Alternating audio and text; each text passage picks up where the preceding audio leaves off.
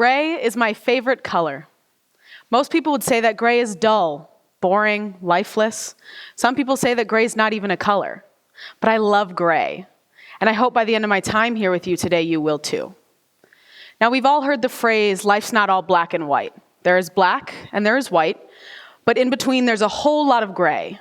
And it's everything that becomes possible, all the potential that lives and lurks in the gray that makes it my favorite color. When I say black and white, I'm referring to the predictable parts of life, the things that have an equation, a right answer, an obvious process, or a set of instructions, the whole get good grades in high school so you can get into a good college thing. We understand the consequences and the typical outcomes associated with each of our choices, and we have a general understanding of how to achieve a desired result. When I say gray, I'm talking about the opposite, the unexpected circumstances, the unparalleled opportunities, the unplanned challenges, the uncharted territories, the parts of life that don't come with an instruction booklet and don't bother to announce their arrival before showing up at your door. In life, there's a lot of both, the black and white and the gray. And it wasn't until I came to college that I realized that my perceptions about the gray were worlds different than the people around me. To me, the gray was my home. It's everything I knew. To my peers, however, the gray was the bad neighborhood that you purposely avoid on the way home. So why? Why did I have such positive associations built around the gray? And why was I the only one challenged and uncomfortable reading through the black and white chapters of life? I thought back to my childhood, and I realized my parents raised me in a very gray way. Similar to a religion or a culture, I find gray to be an approach to life, a set of beliefs, a breed of person, and one that I fully identify with. You see, my parents never gave me the answers to anything. Not to my math homework, not to my friendship crises, not to my expensive taste but empty wallet problems, nothing. What they did do was teach me, in the face of every problem, to stop and assess for three factors. The first, my capabilities. And they would enforce this by asking me things like, are you going to let that vacuum be smarter than you when I couldn't figure out how to work the vacuum? And saying things like, God gave you legs for a reason, one of my only problems is that I was too lazy to stand up. Second factor, my resources. I would often say things like, yeah, but I don't know how to do this. To which my mother would reply, then who does? And my father would reply, well, it's a good thing we have over 100 volumes of encyclopedias in the attic, honey. Just because the answer didn't lie within me did not mean that it wasn't in close proximity. And the third factor, my options. My parents taught me that I live in a world of unlimited options. Only a few would be obvious, and the rest I'd have to create. Now, because my parents never gave me the right answers, never let me live in a world that was black and white, I grew accustomed to the gray. It was instinct for me. I would naturally approach every single problem by stopping and solving in terms of these same three factors: my capabilities, my resources, and my options. Another thing my parents did exceptionally well was encourage me to follow my curiosities, even when, and especially when, they led me directly into the gray. I was 7 years old when I discovered what it meant to buy in bulk. And this was a concept that captivated me. I mean, I swear I bought and sold candy bars like my life and Sam's Club's profitability depended on it. And this was just one of my business ventures. I must have gone bankrupt at least 3 times before turning 12. And every time one of my plans backfired or one of my ideas didn't come to fruition, I'd run to my father to complain, and he'd interrupt me abruptly and say, but are you dead? And I'd say, no, Dad, I'm not. And he'd say, are you starving? No. Are there people in this world that love you? Yes. Did you learn anything? Yes. Do you have more great ideas? Yes. So what's the problem then? There isn't one. You see, I only had to have this conversation with my father a few times before deciding in my own little kid brain that failure was not a bad thing, that risk wouldn't ruin me, and that every project and every idea didn't have to go exactly as planned to be considered a success. The gray was my playground. It's the reason I spent a summer in China learning a language and a culture that had nothing to do with my life as a 14-year-old girl from upstate New York. It's the reason that when my academic advisor approached me in high school saying that he'd landed me an internship working with the New York State government for my senior project, isn't that great news, Halle? I had to say, yes, sir, it is, but with all due respect, I want to study cupcakes. Cupcakes, I mean, the gray. I loved it there. I loved the wrong answer. And I brought these predetermined positive associations with me into college. And after 4 years, I can finally explain why I see it so differently. Generally speaking, I've noticed that the black and white feels like a comfort zone, whereas the gray, it gets the rap of being the danger zone. That gray, it's all about risk. But the black and white, yeah, that's where I'm going to find results. Somewhere between our personal and professional lives, we've been taught that if we can just avoid the gray, if we can just cling tightly to the black and white promises of the world, that's where we'll find results. They may not be great, but they'll be good enough. They may not bring you joy, but they'll bring you a biweekly paycheck. And though you may have a spirit that hungers for more, your stomach will never be empty. There certainly is some security, some promise in the black and white aspects of life, but we are missing out on so much by living in fear of the gray. I want to paint a picture of what this might look like to many Bentley students. Let's say you come to college, you fall in love with marketing, you do a bunch of internships, have a beautiful resume, and a great GPA. You come to senior year, apply for 20 full-time jobs, and get 0 offers. The application deadlines have all passed and you're officially unemployed. Raise your hand if you would describe this situation as a problem. Right. I mean, now you have no clue what you're doing after school, a negative balance in your bank account, a really confused career services office, and weekly panic attacks, right? I mean, this is very clearly a problem. But you know, gray people would disagree with you. I think author Henry David Thoreau said it best when he said, "It's not what you're looking at that matters, it's what you see."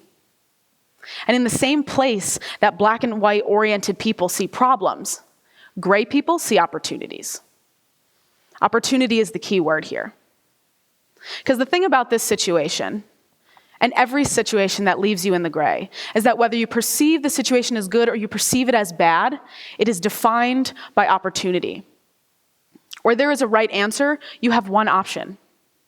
Where there is no such thing as a right answer, you have every option in the world. And this is what opportunity looks like. This is the problem with a gray-fearing mentality, a tendency to cling to the black and white aspects of life. You grow accustomed to thinking that there is a right answer, that there is an equation used to solve it in every situation. But life's toughest questions are gray, aren't they? They are. And in those moments, it doesn't matter how many right answers or effective equations you've accumulated over your lifetime, because black and white solutions won't solve gray problems, will they?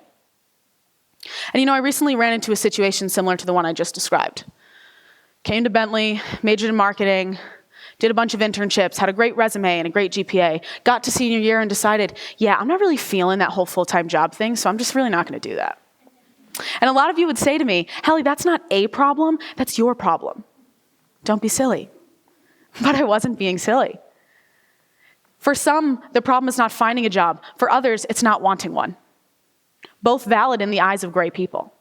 Both problems, both opportunities. So what did I do? In the face of this problem, I did exactly what my parents taught me. I stopped and I assessed for those same 3 factors: my capabilities, my resources, and my options. I started with my capabilities, and I asked myself, what am I capable of? Not what do I already know how to do?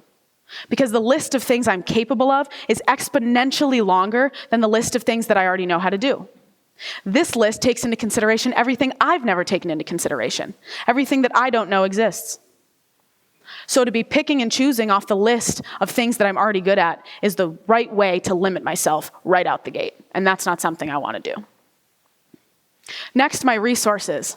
What do I have going for me in this situation? Well, boatloads of enthusiasm, a mind that generates ideas a mile a minute, many relationships with financially stable adults, lots and lots of time after graduation, friends all over the globe, and many, many, many offers to sleep on people's couches when this so-called reckless lifestyle of mine leaves me homeless. I also had to consider the resources I didn't have. A plan, money, a place to stay, the energy to explain to everyone asking why I wasn't applying for a full-time job. And lastly, my options. I believe my parents. I believe that I live in a world of endless opportunities, of endless options.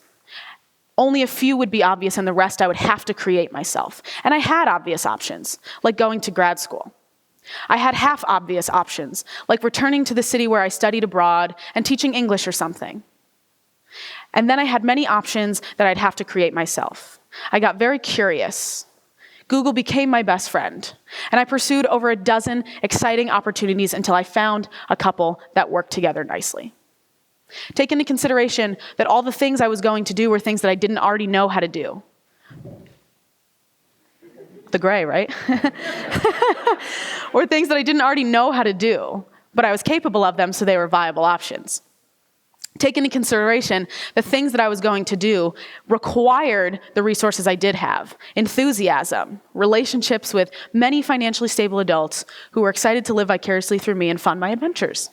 And take into consideration that the things I was going to do compensated for the resources that I did not have: money, a place to stay, a plan. So do you want to know what I'm doing? Well, the host gave it away a little bit, but it's okay. So a week after graduation, I'm road tripping to Baltimore. There, I'll meet up with 30 other young adults, and together we're going to bike 4,000 miles across the country to raise money for cancer. When I get there, 70 days later, I'll arrive on the West Coast, take a red-eye back to Miami, move into my apartment with nothing but my duffel bag, and begin training to be a mentor and a tutor to students in an under-resourced public school district in the heart of the city.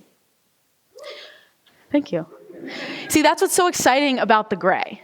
Notice how the second I stepped away from the black and white as an option, I landed myself in a more colorful experience than the black and white could have ever offered me. Gray, the color gray, may be dull and may be boring, but the experiences that it'll bring you are quite the opposite. In my life, the gray has been nothing but a blessing. In the face of gray answers, I have found immeasurable amounts of perspective and purpose. In the face of gray answers, I've tackled my weaknesses and my fears. In the face of gray answers, I've met incredible people and been to incredible places. And in the face of gray answers, I've learned both humility and pride. Now, I promise I'm not trying to convert the world into 7 billion gray enthusiasts. I know some people will love it. I know some people will tolerate it. The goal is that we simply don't live in fear of it. So I'm here today to say, let's address the fear. Let's talk about it. And I want to use a quote that I recently came across that I find incredibly powerful. It says, "A wet man no longer fears the rain." What is this telling us? That the being wet is not the scary part. It's the becoming wet. It's the transition, the change, the growing pain. And I say we need to get over that and we need to grow. Because every time you and the gray are in a knockout fight, someone's going to win. And starting today, the gray should not be the winner. So I say, let's start. And I know I was fortunate enough to have a huge head start, a 21-year head start on most of you, because my parents raised me this way. But this is like a language that I speak because I was raised speaking it in my home, and you learned because you studied it intentionally as an adult. Both of us can be fluent. Both of us can have an instinct in this language, and both of us can default to this when we need it. This is an option for everyone out here, but it's going to require you to stop focusing on what you're looking at and start focusing on what it is that you see. And I'm encouraging you to actively see problems in your life and in the world around you. Big problems, small problems, gray as they come problems, because if we're going to learn how to create solutions, we need something to solve. And I encourage you to start small, to build your problem-solving instincts like you would build a muscle, with increasing intensity over time and repetition, repetition, repetition. Don't start on the huge gray problems that have your emotions involved and your future at stake, because this is a trial and error process, and that's going to be hard for some people to learn.